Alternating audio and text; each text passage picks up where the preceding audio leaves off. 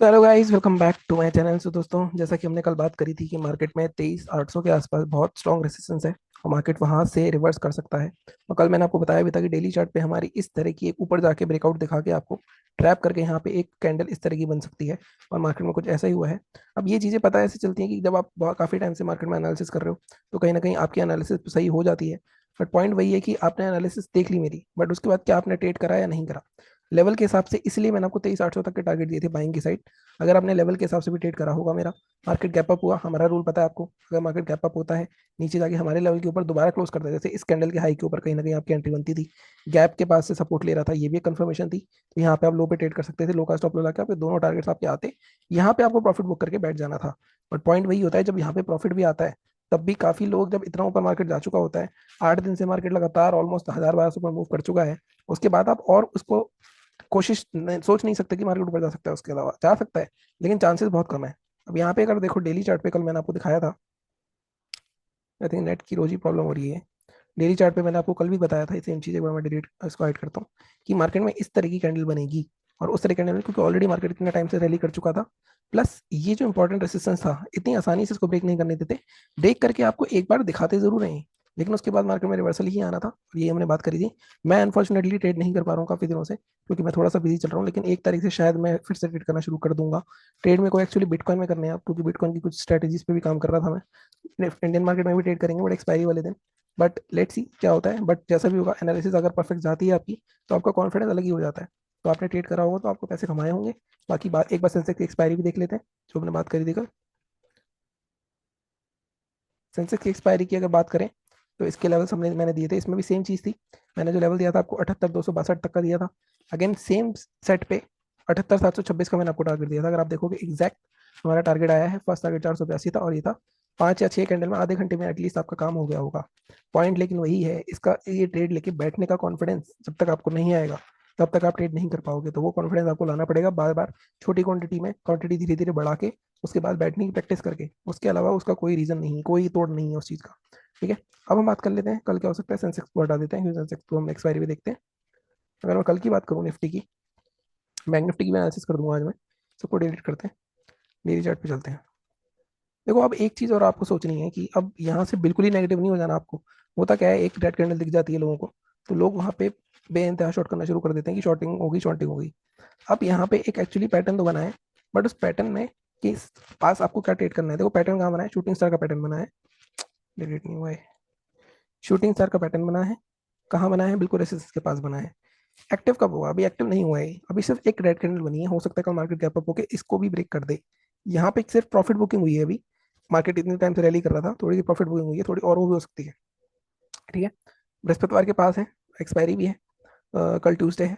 तो कहीं ना कहीं यहाँ पे हो सकता है 22,500 के एक दो दिन यहाँ पे कंसोलिडेट करे मार्केट, जो मुझे लगता है 22,500 के आसपास कल आ सकता है। फिर वहाँ पे कंसोलिडेट करके 500 के आसपास ही इसको यहाँ पे क्लोज कर सकते हैं एक्सपायरी वाले दिन। ठीक है, तो अब इसकी बात करेंगे हम, तो जब तक इसका लो हमारा इंटैक्ट है, 23,600 इसका लो है, तो अभी मैं बात करता हूँ मैं इस लेवल क्या रहेंगे। अभी मैं सिर्फ ओवरव्यू दे रहा हूँ आपको। और इसका हाई कितना है, अब देखो बाइंग तो जब तक नहीं होगी, जब तक मार्केट अब इसका हाई ब्रेक नहीं करेगा बेसिकली। तो यहाँ पे अगर हम देखें तो 23,866 के से पहले हम बाय नहीं कर सकते। ये जोन बहुत स्ट्रॉन्ग रेसिस्टेंस का जोन है, यहाँ पे भी मार्केट में बहुत रुका है मार्केट। ठीक है, ये होगी हमारी डेली चार्ट की रिव्यू। अब मैं आपको स्पेसिफिक लेवल बता देता हूँ कि मार्केट कहाँ तक जा सकता है 15 मिनट के चार्ट पे। देखो, सेलिंग करनी है अगर, तो 23,680 का लेवल नहीं दूंगा मैं आपको दूंगा 23,575 के नीचे शॉर्ट करेंगे। बट क्योंकि 23,500 के आसपास है, ज़्यादा बड़ा टारगेट नहीं रहेगा। आज के लो जितना तक यहाँ तक आ सकता है मार्केट, 465 का 470 तक, 100 पॉइंट अगेन मिल सकते हैं हमें। फर्स्ट टारगेट आप रखोगे अपना 522 का। अगेन मैं फिर बोलता हूँ 50 पॉइंट, मिनिमम 50 पॉइंट तो लेनी है निफ्टी में। उसका अपना टारगेट बुक, आधा प्रॉफिट बुक करना है, और आधे के लिए आपको छोड़ देना है। 23,473 तक यहाँ पे आपका टारगेट हो जाएगा। बाइंग करनी है अगर, तो बाइंग अब जब तक, अब देखो इसके ऊपर बाइंग करना भी रिस्की है वैसे तो, सही बताऊँ तो मैं, क्योंकि पहली बार गिरा है यहाँ से, पहली बार गिरता है और रेसिस्टेंस बन चुका है। तो इसको हमें थोड़ा सा पीछे जाके इसका अगला रेसिस्टेंस देखना पड़ेगा कि कहाँ पे हम बाय कर सकते हैं। मेरे हिसाब से लेट इट क्रॉस 23,920 का जोन। ठीक है, 920 ब्रेक करेगा तो एटलीस्ट एक बार 24,000 टच करके आएगा, तो हम टारगेट अपना 44,010 तक का रख सकते हैं। ठीक है, 10 या 20 तक का फर्स्ट टारगेट अगर हम रखना होगा, फर्स्ट टारगेट रखेंगे हम 23,967 का और 24,010 का। तो बाइंग में थोड़ा सा मैंने ऊपर का लेवल दिया है, क्योंकि ये एक रेसिस्टेंस है। यहाँ पे आपको कंफ्यूज कर सकता है, ट्रैप कर सकता है मार्केट। ठीक है, तो निफ्टी की बड़ी सिंपल सी एनालिसिस है। सेलिंग के लेवल सही है, ठीक है, बाइंग के लेवल सही है, तो मार्क कर लेना, और अगर आपको ट्रेड लेना हो तो आप ले सकते हो। बाइंग का लेवल ये भी बन सकता है वैसे, एक बार मैं देखूँ, 753 का लेवल भी अच्छा लेवल है। यहाँ पे अगर आप देखो एक रेंज बना रहा है मार्केट, इसको ब्रेक करेगा तो इस हाई तक आ सकता है। बट अगेन मैं फिर बोलूंगा थोड़ा सा सेफ चलते हैं, थोड़ा 922 तक के ही हम टारगेट रखते हैं, इसके ऊपर चलते हैं। ठीक है, बात कर लेते हैं बैंक निफ्टी के बारे में। बैंक निफ्टी की वीकली एनालिसिस मैंने 3 हफ्तों से नहीं डाली है, तो वो भी डालने की कुछ कोशिश करूंगा मैं। कहीं ना कहीं बैंक निफ्टी में भी अच्छा खासा मूवमेंट आ रहा है, और लास्ट हफ्ता है तो प्रीमियम भी इसके ज़्यादा महंगे नहीं होंगे। यहाँ पे भी अगेन सेम चीज़ है, ये एक मेन मेजर रेसिस्टेंस था इसका, तो वहीं पे मार्केट नीचे आके क्लोज हुआ है अगर आप देखोगे। ठीक है, इसमें भी सेम कॉन्सेप्ट है, इसका लो ब्रेक होना चाहिए।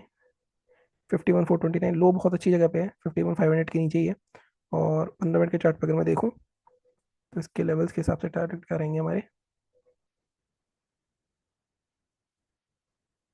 तो हम इसमें लेवल लेते हैं 51,400। इसके बाद सीधे हमारे पास यहाँ गैप फिलिंग तक का भी टारगेट आ सकता है, अगर मार्केट में प्रॉफिट बुकिंग और हुई तो हम टारगेट अपन रख सकते हैं 51,100 तक का। फर्स्ट टारगेट जो आप रखोगे 51,400 के नीचे 265 का, सेकंड टारगेट रखोगे आप 51,110 का। ये दो टारगेट्स हमारे यहाँ पे हो सकते हैं बैंक निफ्टी में।